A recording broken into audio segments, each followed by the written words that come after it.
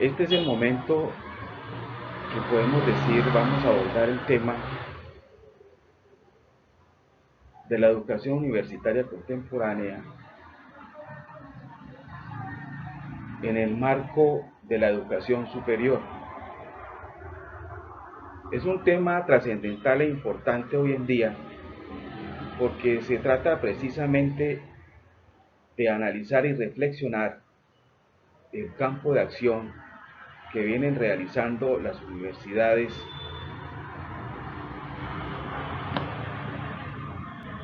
en la actualidad,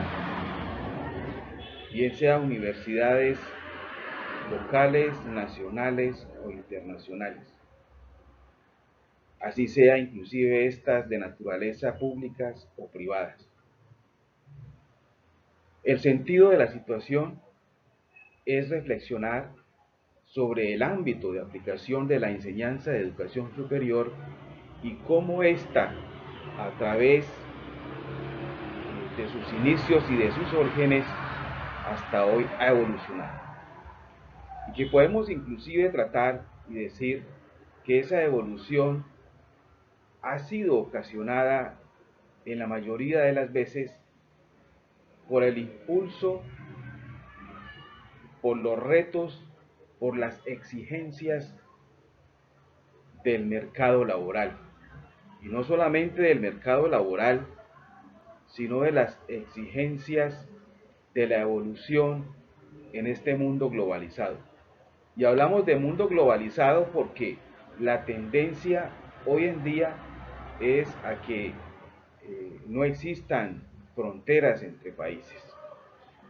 De esa misma manera, entonces, se aborda el tema de lo que es la educación superior. Y el tema de la educación superior, que le llamo contemporánea, abarcando pues nuestra era, nuestra modernidad, ha tenido muchos cambios en los cuales se tiene que ajustar la educación superior que hoy se trae en las universidades.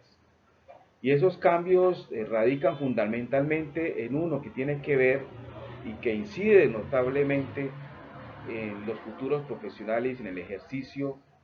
competencial durante su desarrollo y su vida profesional, como es la globalización económica, y que también eh, concatenadamente con esa globalización económica está entonces la revolución que se ha denominado la revolución científico-técnica, que de manera directa incide notablemente en lo que hoy se ha denominado la universalización de la educación superior. Esa globalización económica tiene unas grandes exigencias, y unas grandes exigencias en cuanto a lo que tiene que ver con la preparación del individuo, con la preparación profesional, con la preparación técnica, y que esa preparación profesional y esa preparación técnica ha evolucionado. Hoy no podemos hablar de la enseñanza intramuros como se traía anteriormente y como se ha venido desarrollando esa preparación de futuros profesionales, porque ha habido situaciones que han revolucionado esa educación. Podríamos decir que la educación superior en antaño se enfocaba directamente a aquellos que tenían la posibilidad de ingresar a un claustro universitario, y que esa posibilidad se tenía que ver directamente con las posibilidades económicas. Con la evolución y con la exigencia hoy en día podemos determinar que eso ha cambiado, que ya hoy eh, no se trata de hablar de que el futuro profesional tenga que ir a las puertas de una universidad, sino que eso se ha revertido. Y hoy podemos decir que entonces la universidad va hasta el futuro profesional. La universidad va hasta el último rincón geográfico que pueda existir en un territorio. Y eso se debe precisamente a la evolución no solamente del desarrollo social y natural del hombre, sino a las exigencias del mismo mercado. Hoy sencillamente con nosotros dar un punto o digitar sobre un teclado de un PC o de un celular, pues sencillamente nos comunicamos con cualquier parte del mundo. Eso ha permitido entonces la facilidad para que esa interacción entre la sociedad y entre el mercado determine y nos lleve a reflexionar cómo es la forma de educación. Así que a través de la historia, a través del desarrollo, se puede determinar unos grandes retos que ha implantado y que ha impuesto esa educación contemporánea superior, esa educación superior de hoy de los universitarios. Podemos hablar entonces que esos grandes retos se enfocan en tres grandes elementos que tienen que ver entonces con el capital humano, que indiscutiblemente, así sea desde la misma época de, de desarrollo de la sociedad y de aparecimiento del hombre sobre la tierra, es importante y no deja de ser importante y seguirá siendo importante, así la evolución de hoy determine que la máquina en un mañana pueda reemplazar al hombre. Eso es cuestionable, porque definitivamente lo que hace el hombre no lo puede hacer la máquina. Más bien la máquina copiará situaciones del hombre, pero el hombre, dentro de su sentido racional, puede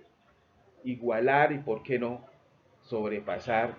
lo que es el pensamiento inteligente, lo que es el pensamiento de lo que decimos hoy de las máquinas. Así entonces que las empresas, de una u otra manera, el capital económico tiene pensado nunca dejar de mano ni tener en cuenta lo que es el desarrollo del capital humano, y más si ese capital humano está capacitado y está orientado a establecer retos que le impone la misma sociedad y que le impone la misma economía. Así lo establecen las políticas del gobierno nacional y del gobierno internacional, en donde se establece que la universidad tiene que ir al hombre, que la universidad tiene que ir a las personas, inclusive se conjura, se quita, se restringe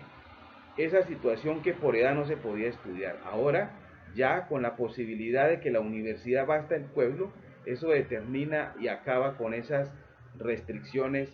y esos muros que se establecían que porque determinada persona tenía determinada edad, entonces no podía adelantar estudios superiores. Hoy se termina y se acaba eso con lo que es el desarrollo de que la universidad va al pueblo, va a las personas y no las personas tienen que ir a los centros intramurales o a las alma mater que están ubicados en los centros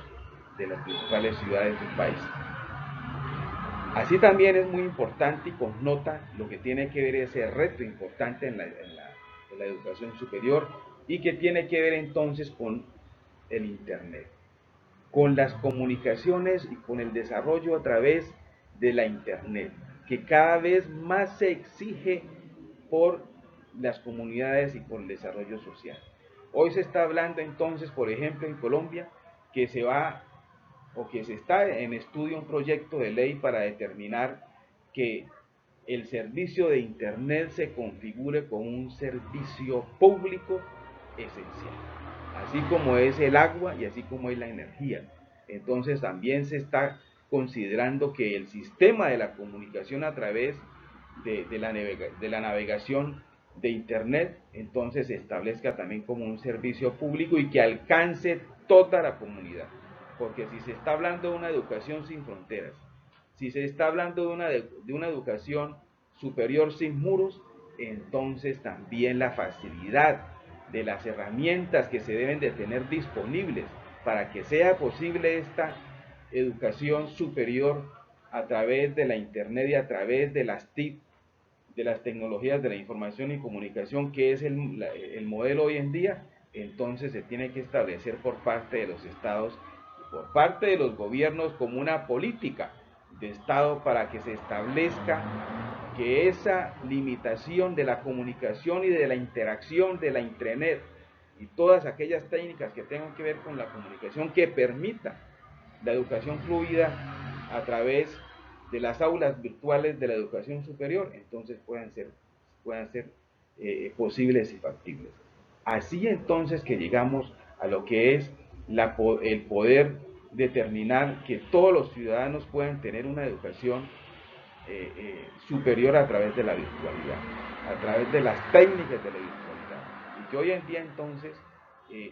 la reevaluación y el análisis y la reflexión que se tiene que hacer es que también los educadores tengan esa capacidad, tengan esa competencia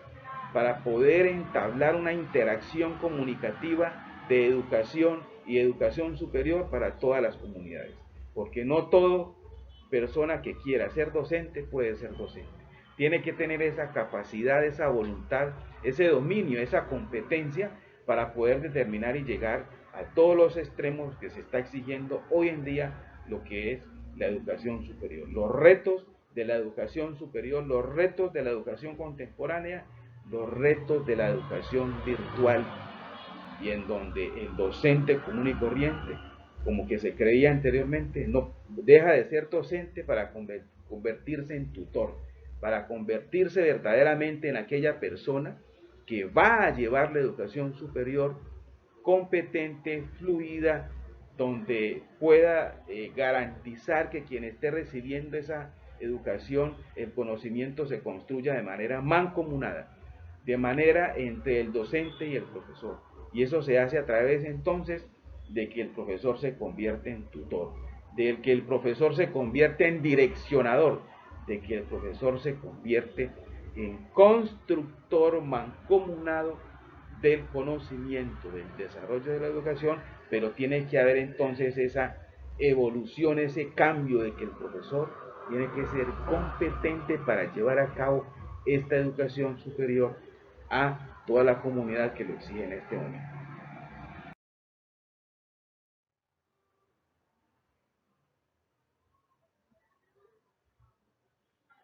Con toda esta situación entonces llegamos a lo que se conoce la gestión del conocimiento. Y esa gestión del conocimiento entonces tiene que ver precisamente con la educación competente del educador, con la educación competente del tutor, y que todo se traduce entonces a través de la facilidad del manejo, de la posibilidad que tiene ese docente de tener el dominio de las aulas virtuales. A través de ellas se imparte la comunicación interactiva entre el docente y el profesor, entre el docente y el alumno, porque ya esas aulas virtuales son técnicas, son formas y maneras de establecer que el educando, que el estudiante se autoforme, que tenga una autoformación utilizando sus propias directrices, utilizando su propia cultura, utilizando su propio aprender a aprender. Es decir, es un estudiante que tiene un ser y que se va a convertir en el deber ser, y que ese deber ser se convierte verdaderamente en un autoformador guiado naturalmente por el tutor. Así entonces que se establece con esa gestión del conocimiento los laboratorios, las bibliotecas, las oficinas virtuales, con la característica esencial y especial de la ausencia de los muros físicos. Ya la alma mater, aquella construcción física bonita, especial, que no todo el mundo tenía acceso a esas universidades, a esos edificios, a esas grandes construcciones, ya dejan de ser la limitación para que todo aquel que quiera estudiar y que tenga la voluntad de tener una carrera universitaria o técnica lo pueda establecer a través de la virtualidad. Eso entonces permite que esa competencia naturalmente del docente tutor y del estudiante pues tenga un conocimiento de gestión. Esa gestión del conocimiento se convierte entonces en conocer, asimilar, modular, transmitir, aplicar, evaluar y retroalimentar el conocimiento. Esa básicamente es entonces lo que se convierte la gestión del conocimiento en lo que hoy en día tiene que ser la educación universitaria, la educación de hoy. Muchas gracias.